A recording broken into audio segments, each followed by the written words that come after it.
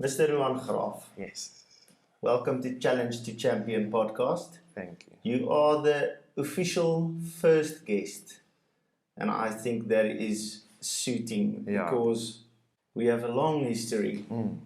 We grew up together, we played in a lot of bands together, we stayed together for, what was it, about 5 years? Yeah. And I think we learned a lot from each other, we grew together. And thank you for doing this. I think in a really big way, you pursued my dream as well as your dream. And I didn't pursue that dream. So it is amazing to see your journey and see what it could have looked like. For you. Yes. And maybe some regret. And I think the same for you, because you can see how it looks like, or how it would have looked like if I maybe pursued something else. Yes. And both the benefits and drawbacks. There's a lot to take from it.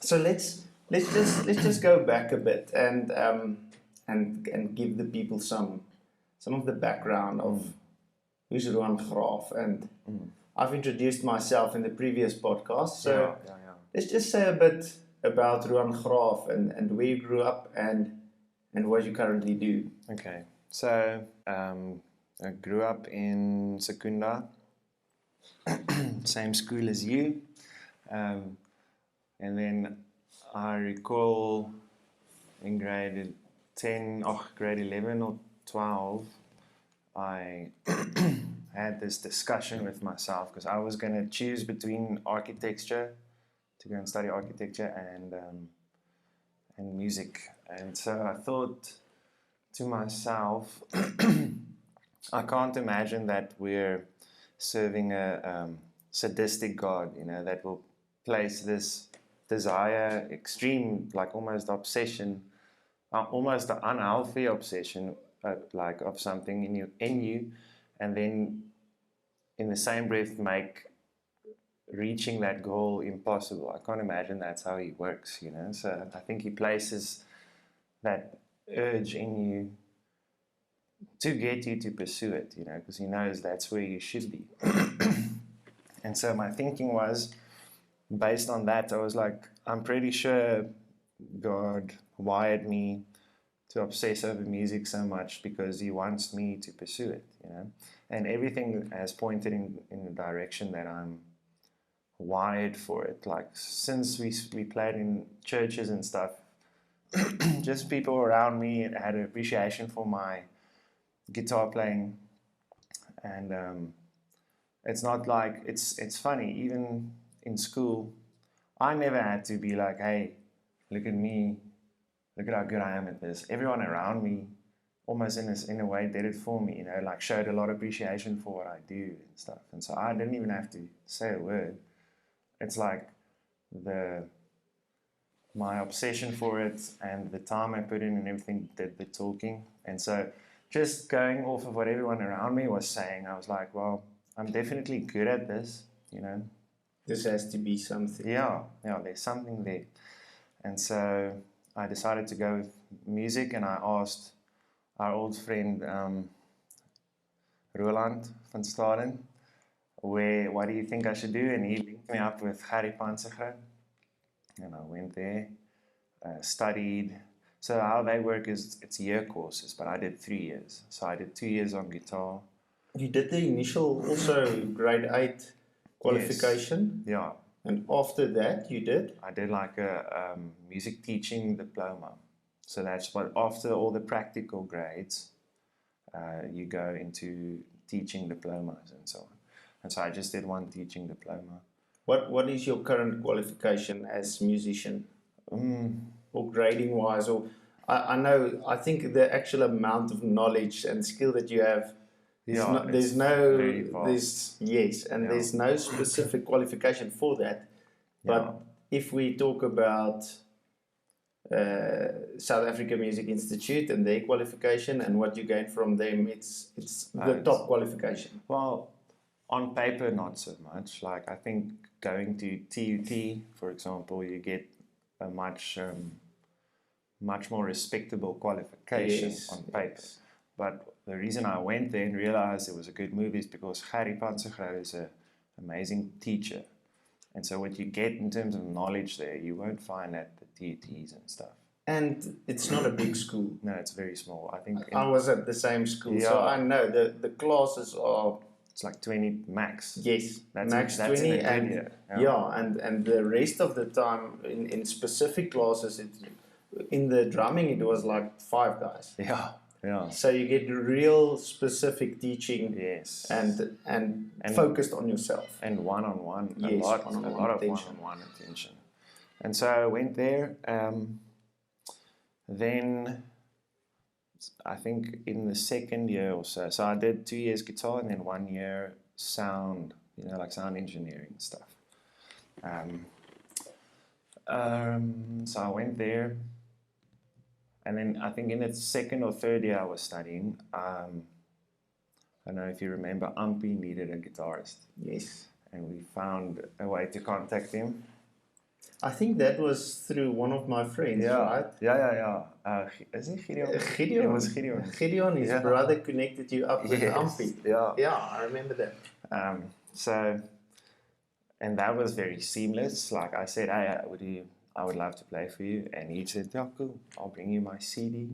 So he dropped off a CD to go and study. I had to go and learn the songs. And I played it, and I think I did like 10 shows with him. But back then, I was still figuring things out, and I realized now, obviously, that I didn't know then. It's got to do with more of a package, especially when you're a session musician. You can be the most amazing guitarist, but if you're an asshole or not a nice guy to be around, you're not going to get the gigs. Because you spend a lot of time together with that band. And so with Ampie, I think I stopped playing for him. He stopped booking me, I think, because of availability, and also I don't think I've ever discussed it with him so much. But I think it also, usually after a show, I would be like, please, will you just drop me off at the guest house, and you can go and party. I don't really want to go and party with you. But that was just where I was at then, and I didn't think it matters. But it does matter. Yeah, that socializing part, especially in the music industry. Yes. I think that's quite critical. So, and I actually, when I realized that, I struggled. I was very depressed almost, because I was like, why am I working so hard to be the best technically, when that's just merely one of the 3 factors that gets you the gig. You can be the best guy, but technically, but the guy is just, the artist is just better friends with another guy who's not nearly as good, and he's going to get the gig. It's crazy. So that weighed me down a lot, but I got over myself. So you worked on that socializing side. Yes. Because I would say you are a bit of an introvert. Until you get relaxed with a person, you'll open up and you'll be more talkative.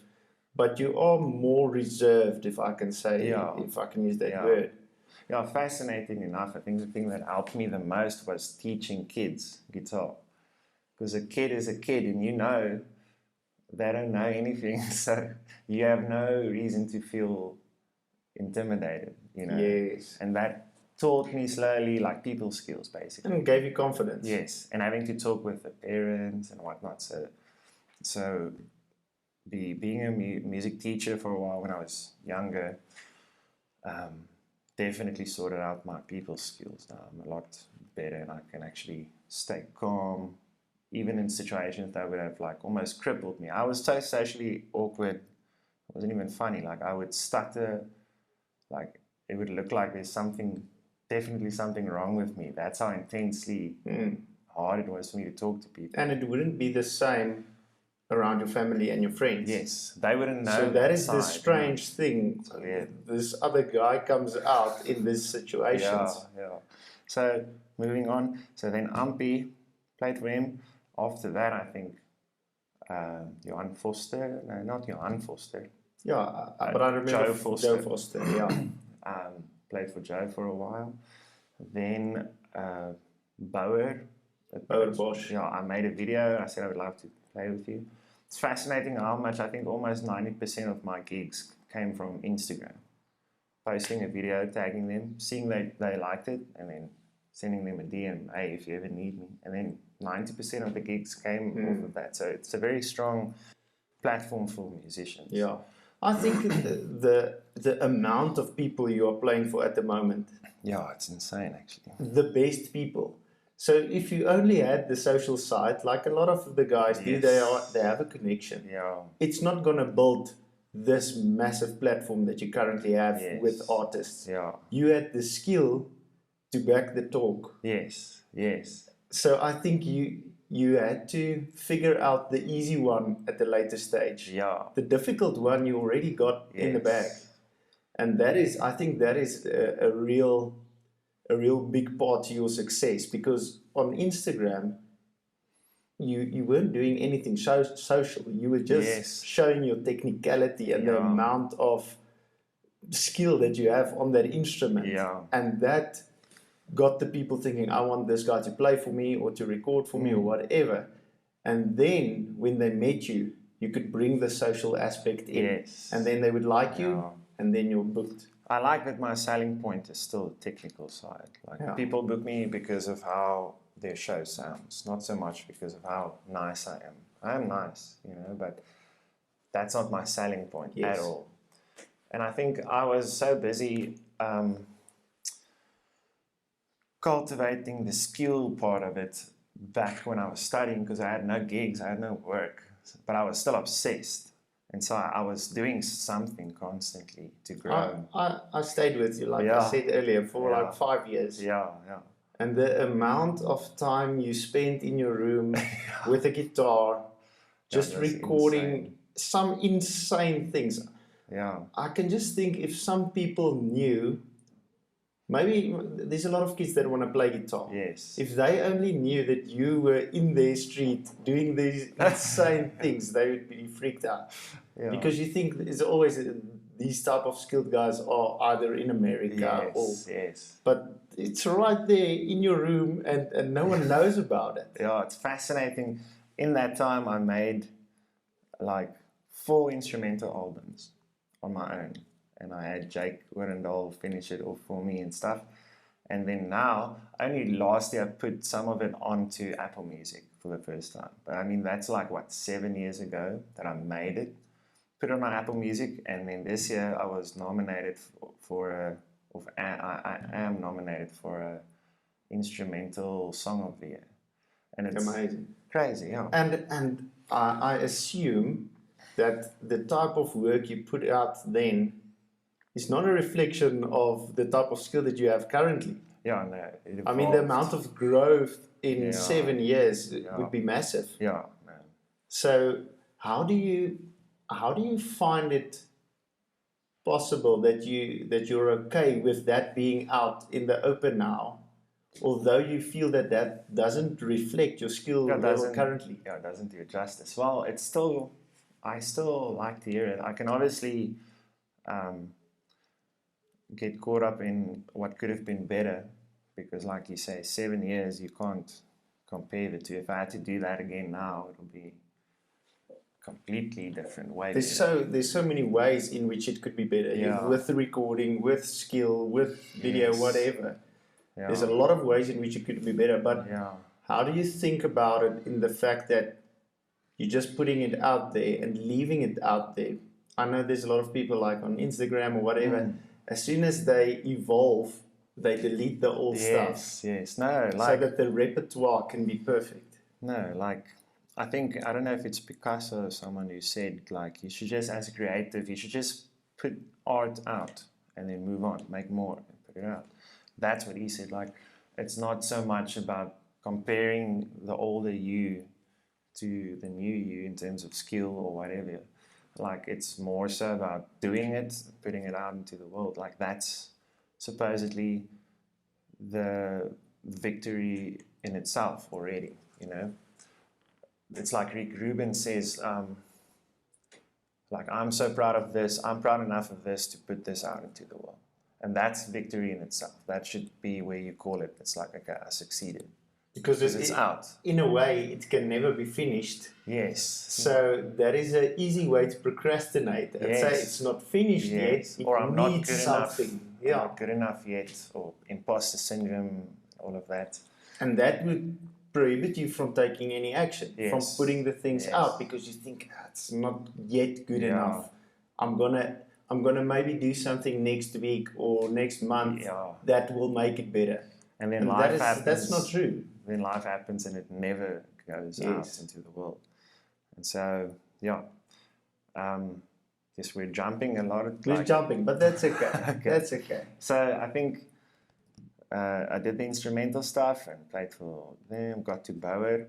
And Bauer is amazing. Like when he spots someone with talent, like he gives them a platform or he ushers them into the industry in some way, maybe does a song with them or whatever. So Bauer got me to play for him live, and then I started recording on his stuff. And then before you know it, you record on a song that Bauer does with Lofi. Now Lofi knows you. Now Lofi contacts you for something. And so Bauer is amazing when it comes to that. He also helped out Almere, Walgemoed, and all of those guys. Doing like a collab with them. Yes, just giving them a little platform. And then after that, 2017, I went to K, and I did 15 shows in that week. So 7 days, 15 shows. Good. And then for $500 a show, because the people there didn't get a lot of, like in the smaller stages, they didn't get a lot of money. So $500 a show, and I broke even. Just broke even in terms of travel costs and stuff. Yeah, and staying there. Yeah. And then it's expensive. Like I would do a gig and then run with my stuff to the next stage, run there, do that gig, and run Set to up, the next sound one. check, next one. And it was like that the whole week. But then, crazy how things fell into place there. Rafense knew of me through Instagram, and we got to meet there. And he's like, "You should join me for a show." And I started playing for him there, somewhere like impromptu, without practice or anything. And we did like 5 or 4 shows. Yes. And in that year, I did just like at K, I did Rafense, Bauer, I think Joe Black, Rowan Ash, Martin Bester, Peyper, all of those guys. And a lot of them was just like, join me as well. And then I'll get on stage and we just jam. Yeah. That's really cool. I think if you told yourself 10 years back that this would be how it is today, you wouldn't have believed it. Every day almost is surreal for me still. Because it's like I'm brushing shoulders with these people, but don't for 1 second think I'm not still a fan of all of those people. Like it's mind-boggling to me playing like this weekend, looking to my side, and then Flourish is standing there, or RIANA now. I was a serious fan of especially RIANA and Flourish. So it's surreal. I swear every week I kind of pinch myself because I'm blown away with, I think, God's favor, and like just the fact that I took the risk. He definitely rewards me for it with breakthroughs and opportunities and stuff. And that's how I feel. It's solid confirmation that I'm doing what I'm supposed to, because doors open in a way I can't explain even. It's not, so I don't like even I take pride in how good I am, but in terms of how all the opportunities that has come my way, I can't take credit for it. I feel it's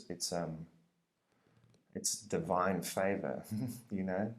So I think if we put it into perspective for people that don't know the music industry, the position that you're currently in as a guitarist and as in your profession, if you would put that into perspective in a company, you're basically at CEO level. Yes. And that is at the age of 30. Yeah, but also you have to, who said that? I think it was Kanye West or someone said, quote the great Kanye. Song lyrics. He said you're not supposed to see yourself as a musician. You're a CEO of a company. Yeah. And that's how you should govern it. And you're a CEO even though you don't have any gigs. You're already the CEO of you're just a failing company. A crappy company. Yeah, you're the CEO of that, and you need to make it not so crappy, you know. Yeah. And it took me 10 years to be where I am now. It's starting to look like something. you know.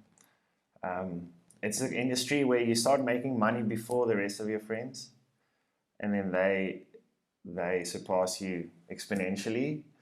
But if you get on top, you can easily within a year or two meet them again. Yes. You know what I mean? So it's a very tough industry, and if you're not doing it for the love of the music, you won't do it for longer than 5 years. You know, because it's not going to be fun. It's not fun always, man. Like I've had countless times like where I'm depressed and I'm like, why is things not happening for me? Like why, you know, just asking the wrong kind of questions, you know, and you get caught up in it and you get negative. And then somehow giving up is never even an option. Like you're defeated and you're broken, you're like, why is nothing happening? Why am I even doing this?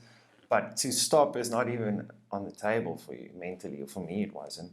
I was crying about it, but I wasn't ever like to the point where sad about it, but it's not going to make you stop. Yes, yeah.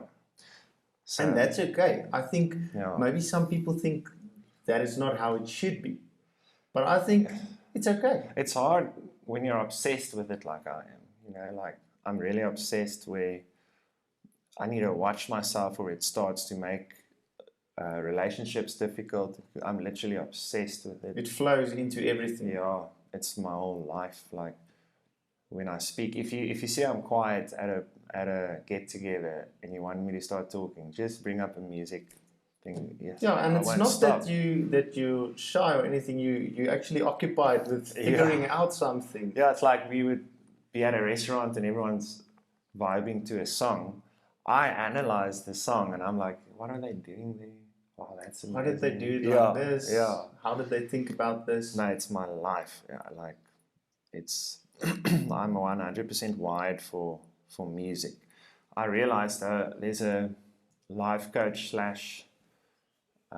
therapist that me and Dion work with closely, Hanley Deploy. She's amazing. Now I lost my train of thought. That's fine. Give me a bit of an insight. We've talked about this before, that where you and your business partner, you see a therapist together. Yes. Give me a bit of an insight to that. Yeah. So obviously we're creatives and we're trying to be more. I wouldn't say we are orderly by nature, because I had a strict mother, like a very strict mother. So I'm orderly and conscientious and stuff by nature, but I guess we're extremely emotional. That's more the thing, like, because even though we're doing some sort of business, we're creatives, and creatives isn't even like I would deem you as a creative, because you guys design stuff and you make stuff that doesn't exist and you make it into existence. Yes. So there's creativeness in your profession as well. 100%. And creatives can be very, very emotional and very aware of emotion and how stuff makes them feel, and it can easily become very unpractical in a business sense. Yeah. And I think the passion is really good, but it's a problem because the fact that you're passionate about the quality of the item or the quality of what you are doing makes it emotional, because if it's not right, you're angry about it or disappointed with it. Yeah. And that is not a good emotion to have in a business setting. Yes. It's easy to start letting the music form a part of your identity. And so if the song didn't come out how you wanted it to, you feel bad about yourself, you know. It's easy, very easy. Because if you care so much, it's almost intertwined, and you forget where do I stop and where the music begins. It's like all one thing, you know, which it shouldn't necessarily be that. So that's where Hanley comes in. She helps me separate the two in a way, or at least contain. This is the therapist. Yes, Hanley Deploy. So she says I'm definitely wired for music. Like my whole makeup in terms of like I did that Jordan Peterson test. Fascinating stuff. Like I can show you my agreeableness is 7 out of 100. My neuroticism, which is how extremely you experience negative emotions, is 100. Goodness. Yeah.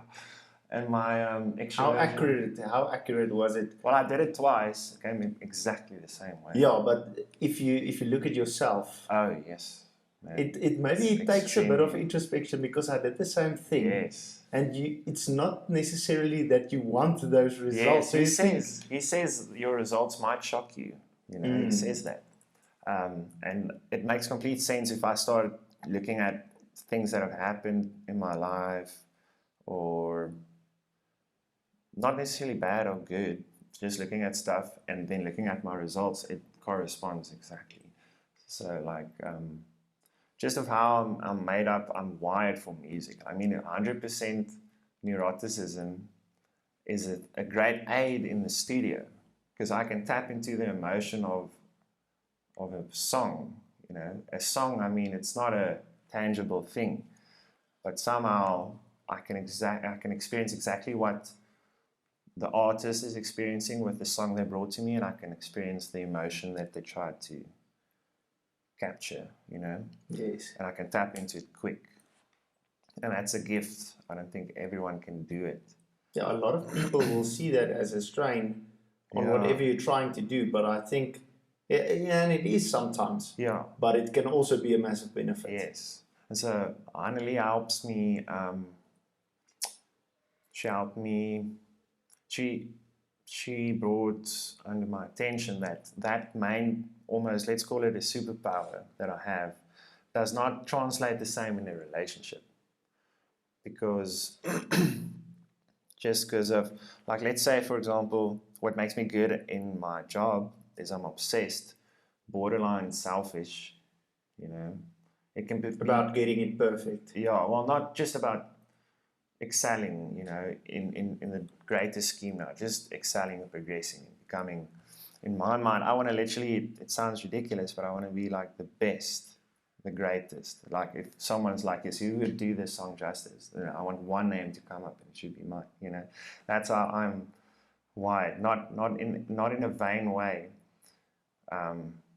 But in an excellence way. Yeah. I understand. And so that doesn't translate the same in a relationship. You know, like you can't bring that into a relationship. My intensity, because I'm very intense, I'm volatile, very volatile. So I can be ecstatic now. If something bad happens, it changes me 180%, like all degrees.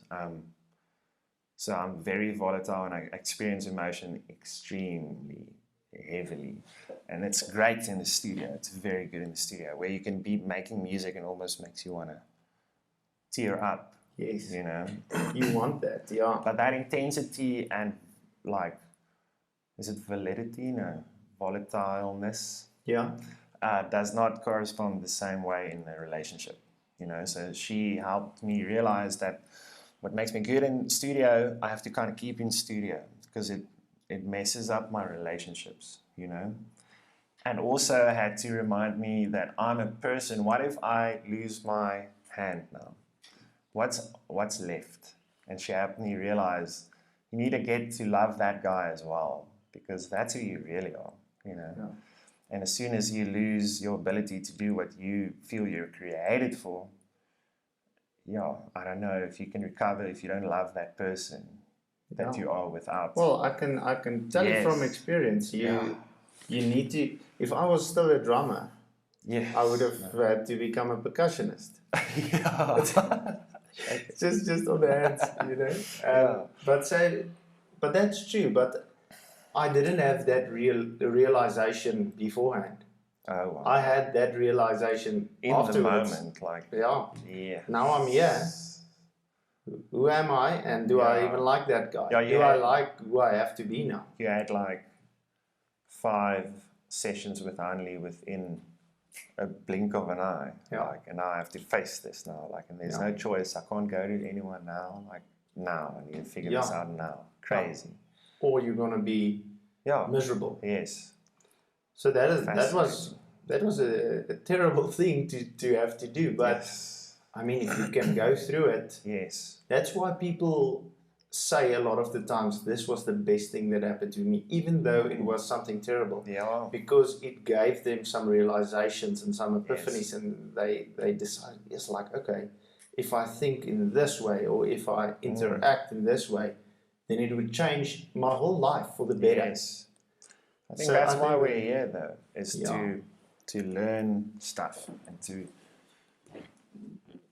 that's putting it very lightly, but we're definitely here not to just have a good time. I think we're here to learn, and like the life is it's like school in a way, to me at least.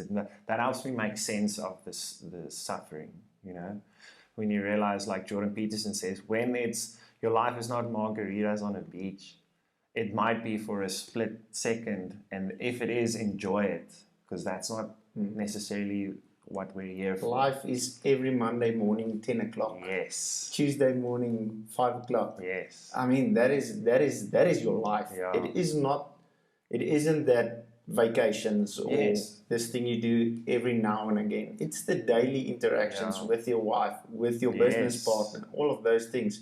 And how do you make 10% change in those relationships, and because of that, you change 40% of your life. Yeah, it's fascinating. Like I became obsessed a little bit with suffering, which is inevitable here on earth. And I started reading a book by Viktor Frankl.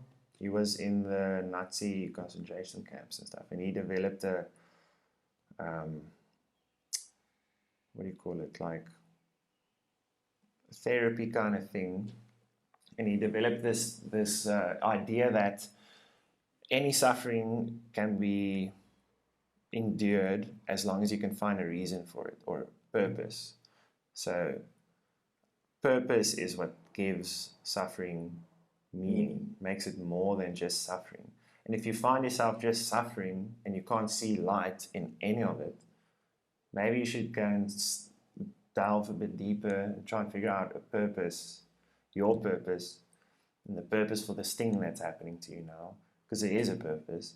And as soon as you find it, you'll feel lighter, and it's like it's not like the suffering becomes lighter, you become stronger in a way, or more durable. As soon as you find a reason, you can dig deeper, and there's a bit more grit that comes to the surface, because you've got a reason to win this thing now.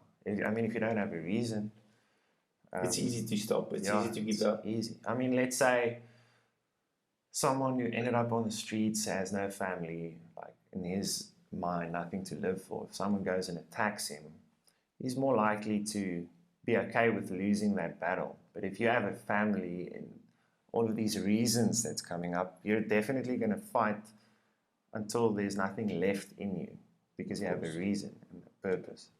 So what was we're getting sidetracked every now and then. But it's okay. Fun, that is how we want to try get the conversation. Yes, yeah. And we don't have to follow. And no conversation is structured. Yeah, no, it's not. No. Okay, but let me give you another question, and that is on something that you've touched before. I think religion and secular music have a really strange relationship. Yeah. And how do you think about that? Because even in your musical career, I know that the type of music that you like to play and you listen to for inspiration is not the type of music that you create on a stage. Yes. Yeah. So you had to pivot a bit. I know for financial reasons, because the other music isn't making the amount of money that the popular music's making. But together with that, I wanna know how you think about, or how you feel about, the religious aspect of the music and creating music, and how does that tie into maybe playing for an artist that doesn't... Yeah, it's like making socky tunes. Or maybe swearing in the music, or that type of thing, maybe singing something that you don't agree with. Yes. How do you think about that, or how do you feel about that? Well, I'm obviously a Christian, and I have a lot of tattoos of scripture on my arm. It's stuff that I like to be reminded of for the rest of my life. You know, I'm not necessarily one for getting meaningless tattoos so much. I mean, whatever floats everyone else's boat, but me personally, I like to give it meaning, because I mean, it's going to be on my arm forever. Yes. Until I die. And so I guess this is the furthest, but this has meaning too. So this was from a reminder from my time with Joe. And just everyone started calling me Graaf and Graafie, so I thought, let me brand myself. You know, with If you forget. Yeah. You forget your surname. Yes. Oh, okay. Oh, yes. Okay. Yeah. It's funny though. So that's the closest thing to a meaningless tattoo that I have. But it has meaning to me. So I'm I'm definitely a Christian. And I think in the Afrikaans industry, the whole Afrikaans nation is very, I guess you could call religious, you know, like Yes. very much so. And so I've played on music that's almost a 180 of that, you know. But I Wouldn't say satanic, no. but not Christian at all. Yeah. And I must say, everyone has a lot of opinions on this, but I think to me, I'm so obsessed with music.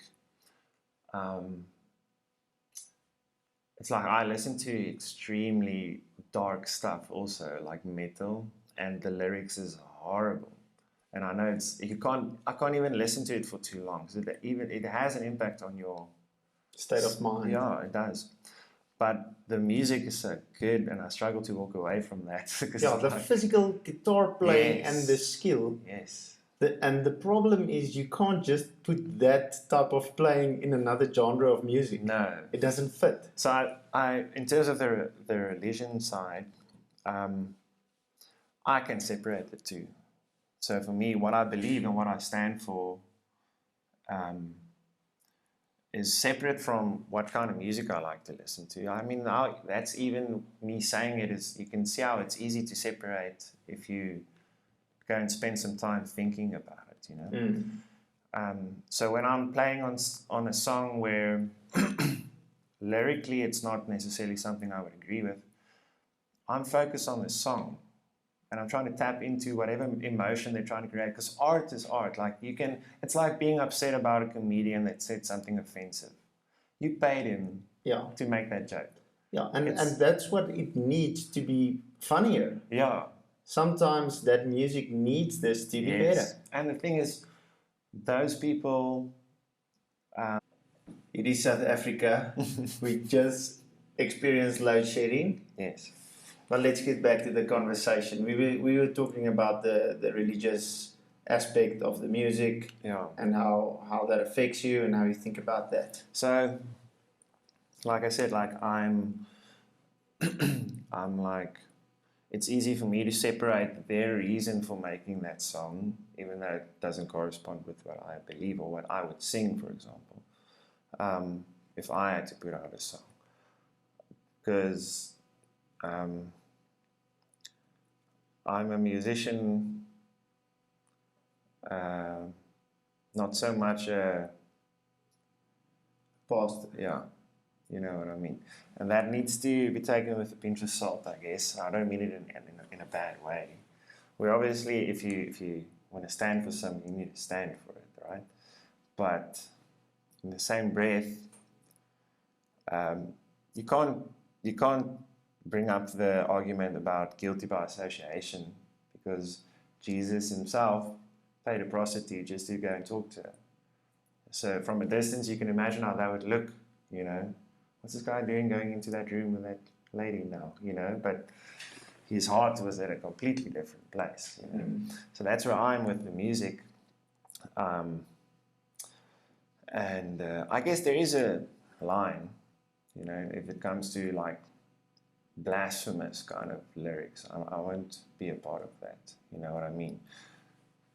It's like, it's a give and take kind of thing. It's something I figure out for myself, you know, as the opportunity comes across. But I think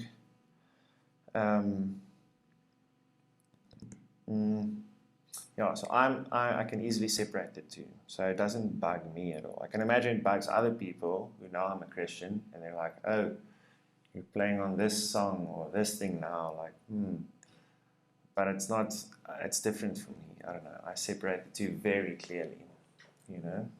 I mean, because I can't be hypocritical. I listen to intensely hectic music lyrically also sometimes, like hip hop and stuff. They couldn't care less about who you believe in, you know. Yeah, but I think that if everyone's honest with themselves, Yes. they also listen to a Yes. Nicki Minaj song or a Rihanna song, and Yes. it doesn't always agree with your morals. Yes. But sometimes you get something else out of it. Maybe just a feeling or just a bit of joy out of the music. If the normal person is able to separate the two, then I should be more so, you know. So yeah, I can. And maybe bringing some light into that dark thing. Yes. Like, I mean, some of the followers of Jesus have to go out into the wild, you know, like, because the people that would like to hear the things you have to say, you won't find them in a church, you know. So I've felt a lot of times where I would talk with my friends like this, and it ends up being church in itself, you know, even more so than going to church for me sometimes, because we delve into extremely deep topics and stuff that almost churches are too scared to address, you know what I mean? You're not allowed to talk about it. Yes, and so I go to church, and I go to church with my friends also, just at my place, you know what I mean? Yeah, it's you can't put God in a box and think he just stays in one room. Yes. He's with you everywhere. So yeah, that's how I see it. You know? I think that is really valid and that is powerful. Yeah. What would you say is the reason that someone should follow their passions rather than pursuing money or fame or whatever that is? Yes. Because I think that is in a big way what you did. You followed your passion and the rest of it came because of that. It follows you. Yeah, the money comes. It's to me, it's got to do with the reason, because the reason is it doesn't matter always, but it's gonna matter when it's tough. Is why am I doing this? Oh, for the money. Oh, well, you don't have any. Well, then stop doing it. Yeah, I guess, you know. So if your reason is not money, you'll end up in the game for longer. And I found out with this industry how it works. It's just the what do we call it? The bitter einders, the ones who stick. Yes. They're the ones who end up on top. It's as simple as that. You know, if you can find a way to sustain yourself long enough, and obviously do a few things to boost the process, not just sit back and just sustain. Obviously excel, but if you stay around long enough, your time will come. You know, I feel generations replace one another. It's inevitable. So the ones on top now will inevitably eventually not be on top anymore. Then who's going to be on top? The one who was on top in his generation is going to be on top later on. So that's how I approach these things. And I think pursuing money it's a horrible reason because it's so shallow. And money, if you have none, it's not going to mean anything to you when it's going horrible, you know, and there's no breakthrough. If that was your reason, you're going to stop doing it and you're going to go and work. Like my mom tried to get me to work at Sasol for so long, and I would get upset with her.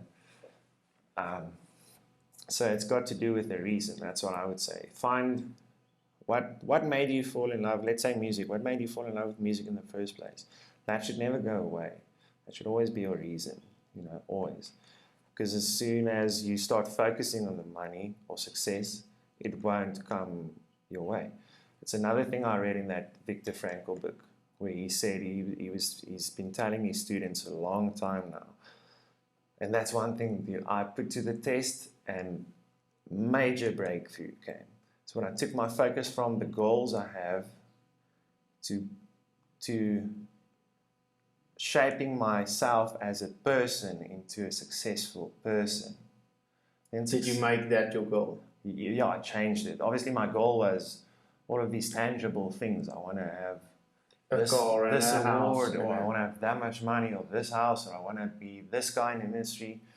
I took my focus from that to just looking at myself a bit and be like Ruan, you know you have this thing, or you know you're horrible with managing your finances, and you're bad at your passion makes you lose your temper way too quick. You know, stuff like that. As soon as I started fixing some of those things, major breakthrough came in the career again. It's fascinating. So that's what Victor says, is if you focus on success, it won't happen. You must focus on what your inner being is telling you to do. You know that thing. How does this person look and act when he is successful and becoming that person? Yes. Or, what matters is the person you are when you're not working. That's what draws the success towards you, you know. That's what I realized. I was obsessed with the tangible goals, and that ruins you because you get depressed because it's not there yet, you know, and your mind's always that it's coming or it might come or whatever. Yeah. Have you heard this saying where they say, I think it's Naval Ravikant, and I might screw this up a bit, but they say, if you have goals, you sign a contract with yourself to be unhappy until you reach them. Yeah, true. And that's a bit crazy because I thought having goals is a good thing. Yes. Yeah, that's true. Well, it's debatable also because another thing, obviously with this industry, this is exactly up my alley. I love these kind of talks because it's a very hard industry and you get so depressed because it takes you 10 years and still it starts to look like something, you know. But and a lot of people spend 10 years and still don't have anything. Yeah.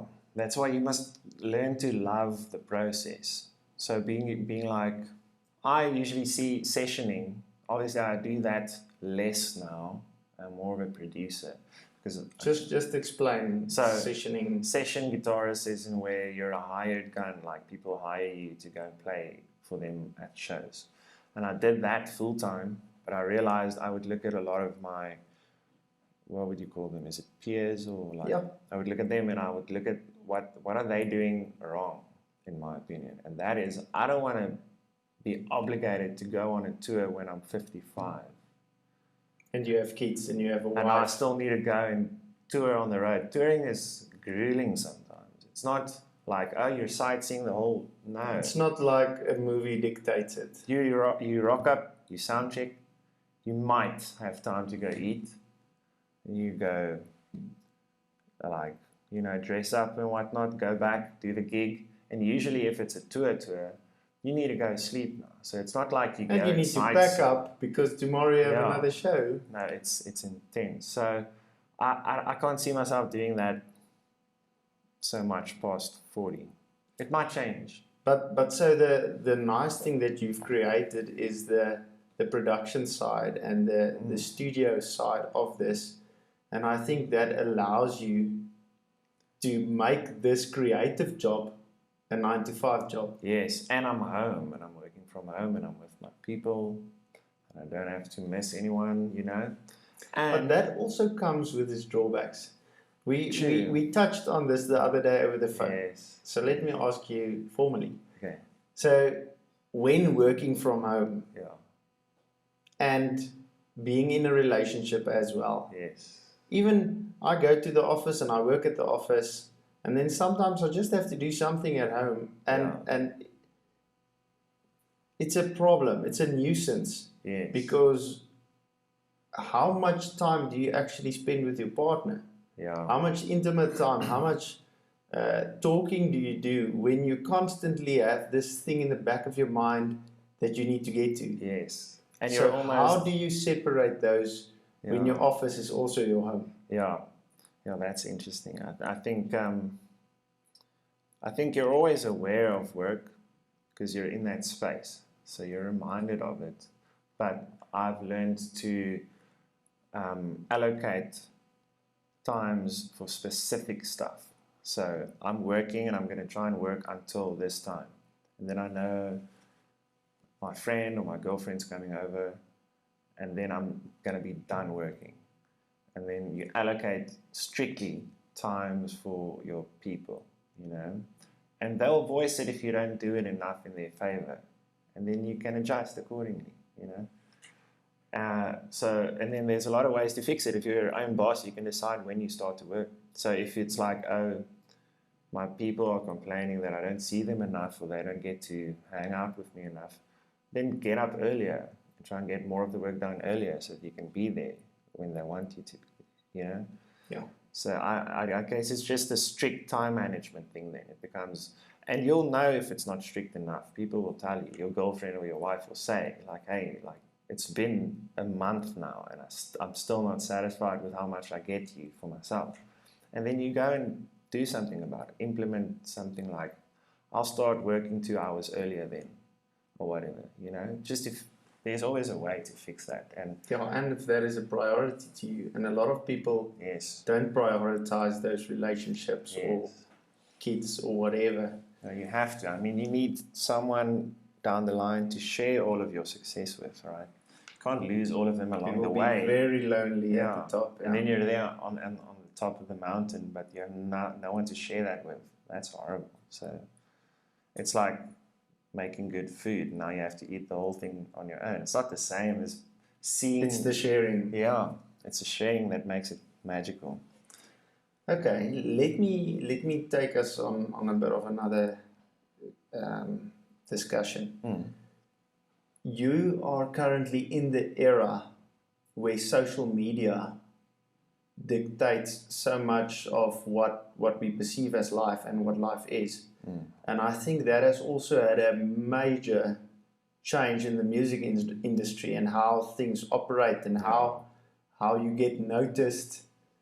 I mean, there's TikTok stars, people who haven't even done any shows. They just do a live on TikTok and they become famous because of that. So do you think it is easier for a musician because you can get noticed quite easily? Or is it harder because anyone can get noticed quite easily? So everyone has the same amount of benefit to the social media. Yeah, I think it's a level playing ground. I think the stuff that goes viral is because there's a reason for it. And you might not, as a creator, know what that reason is until the audience tells you. Because the audience dictates what makes it and what doesn't. They decide, is this song good? You can think it's great. On paper, it might be the best song in the last 10 years. But if the audience doesn't agree, then you'll know, because it won't sell, you know. So they're the actual dictators here. They decide what goes and what doesn't. And you have no control over it at all. You can try and have control, but it's a very weird thing. Everything might point into this is going to be huge, and then it's not.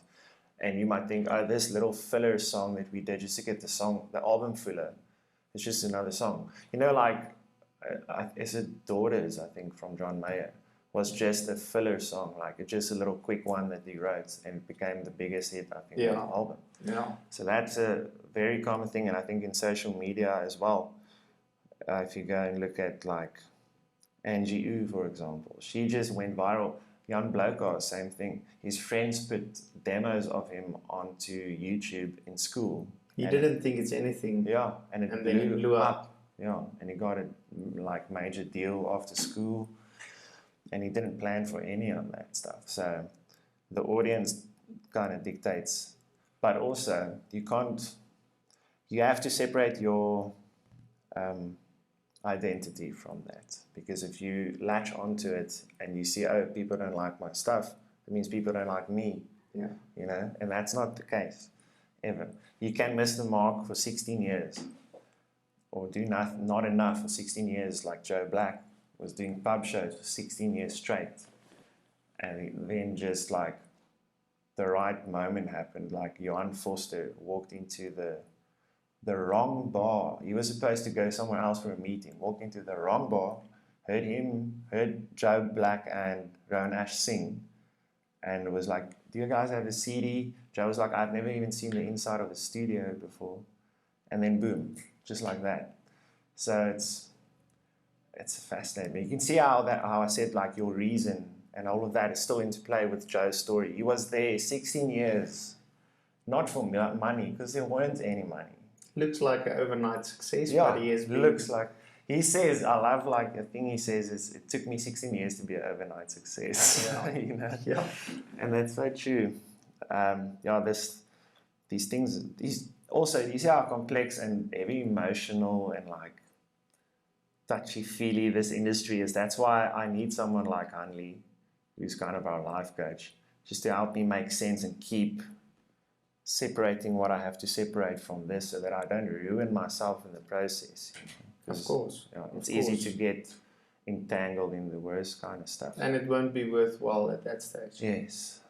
Let me ask you something else about the music industry. The music industry has had a big change when CDs stopped and downloads became the thing.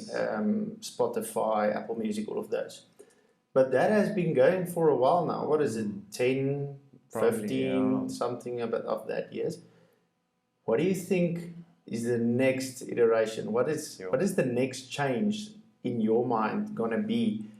And how do you prepare for that change? Yeah, you can't prepare. I think you have to stay adaptable. You have to be able to adapt, because even not just in music, I think in our era that we live in, you have to be able to adapt. Things change really fast. It's kind of the era of the entrepreneur, you know, like going to study in a direction and then you get a job. It doesn't work like that anymore. I know of people who went to go and study construction and they can't find work. You know? Or they're extremely qualified. I mean, like master's degrees, and they can't find work. So it's not the same anymore. Same goes for studios. It's the age of the home studio now. Everyone's doing a studio. Those big facilities, it's overkill now.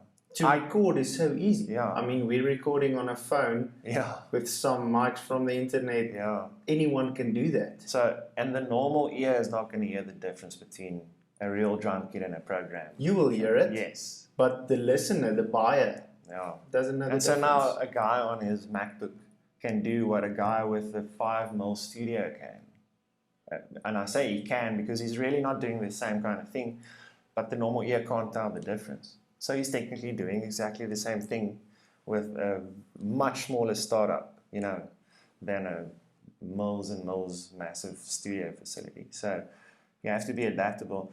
It's horrible for the guys who invested so much money into massive studios because they're struggling now. Because now all of these like Snortkorp lighties can go and do it in his flat.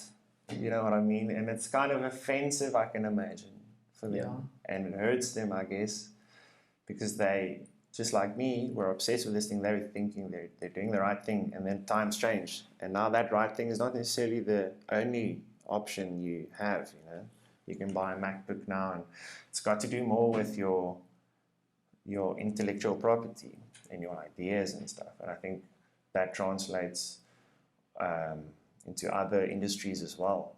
Your ideas and how you think. And that's also probably a really big part of what you do.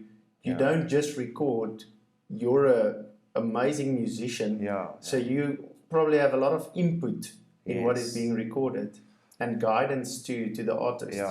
And I think that guy that's recording from his house on software doesn't per se have that knowledge and experience that you have. Yeah, true. So you can even have the big facility with not the right kind of knowledge, and that deems you useless. Yeah, well, close at least. It's a harsh word, but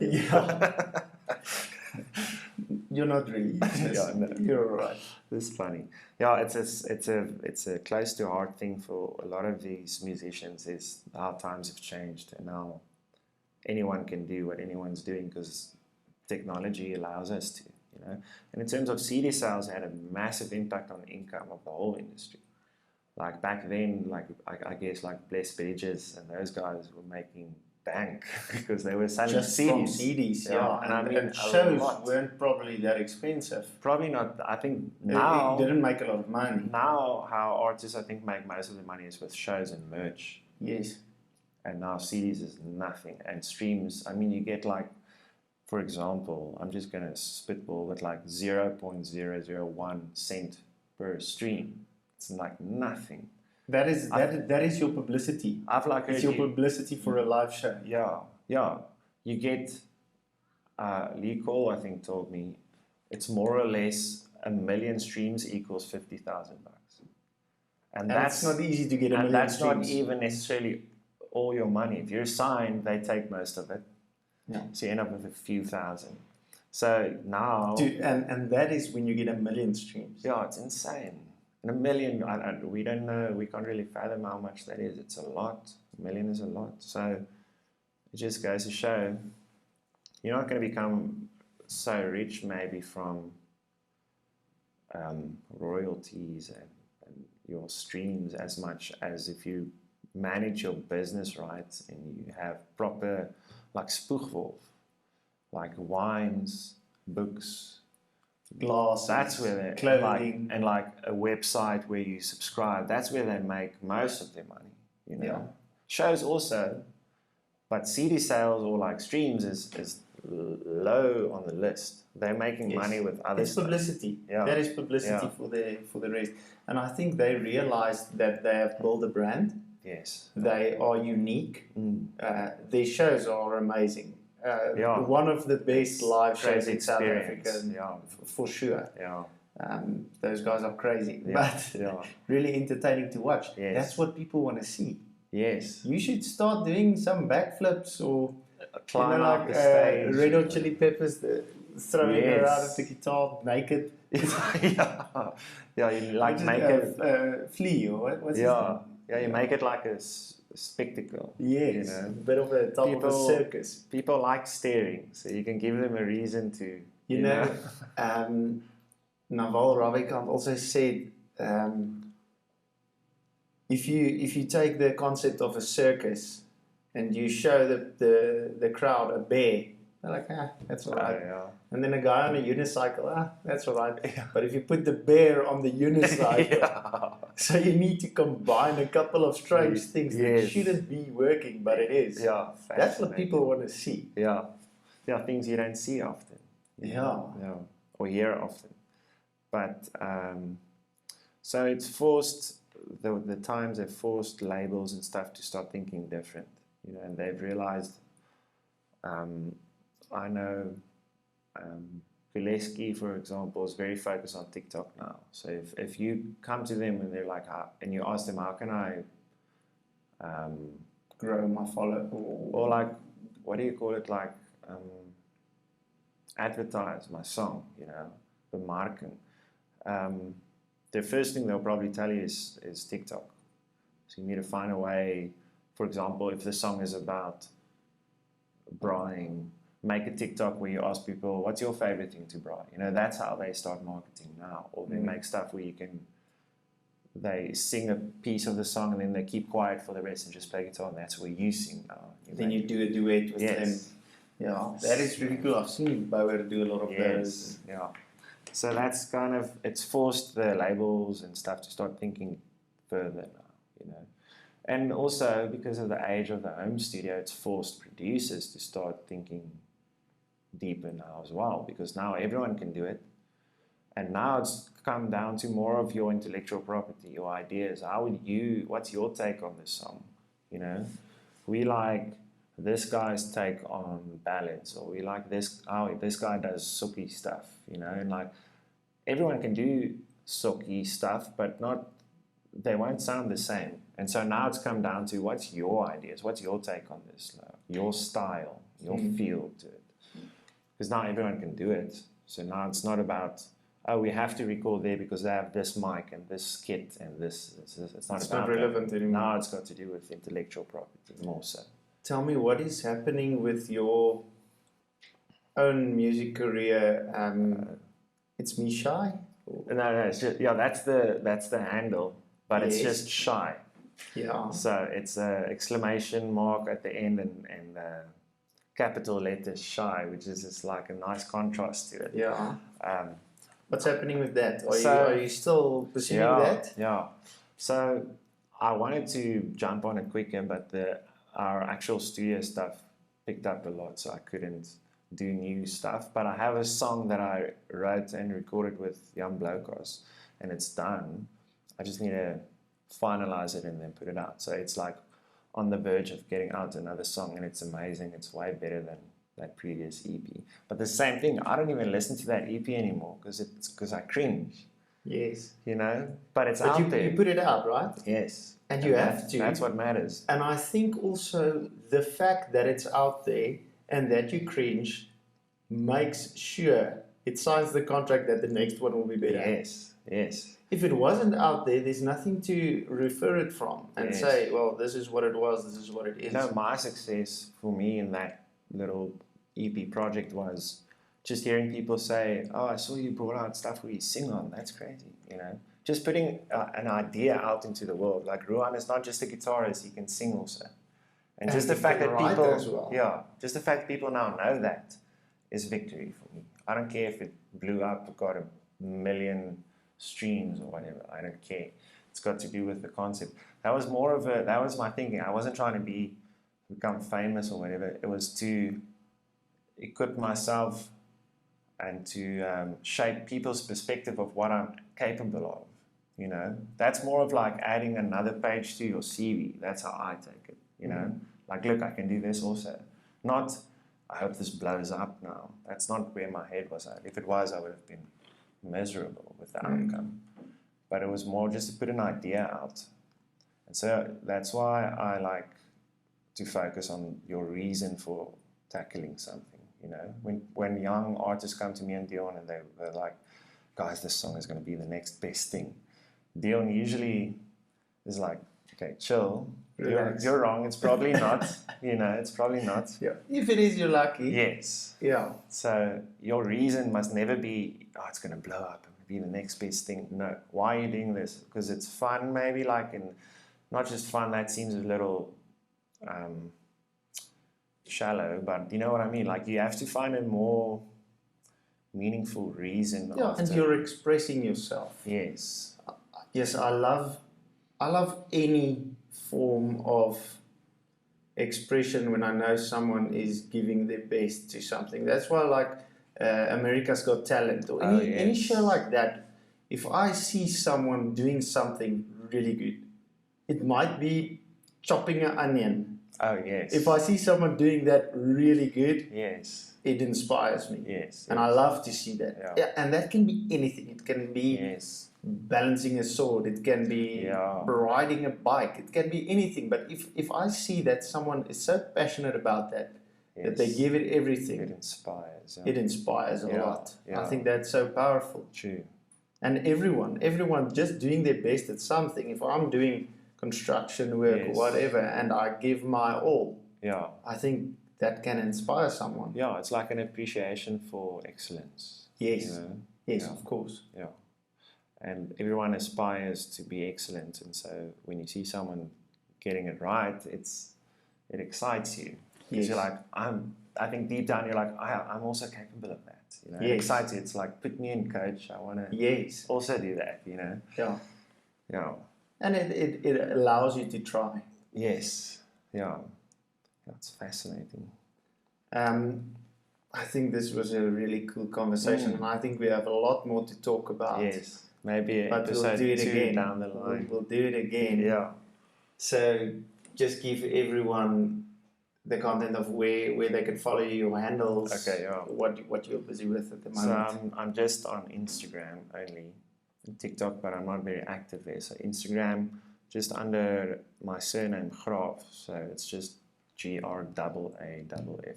I'm gonna tag that in the video. Yes. It will be here. Yes. Well, yeah, that's pretty much it. Thank you very much, Ruan. Cool. And thank you for being my first guest. Pleasure. And you're also a bit of a consultant for the podcast. Yes, yeah, I like it. You're gonna, it's fun. With all your information and knowledge, you're gonna help me to get this to be better. Yes. And the next one be better, and the next one after that. Yeah, I'm excited.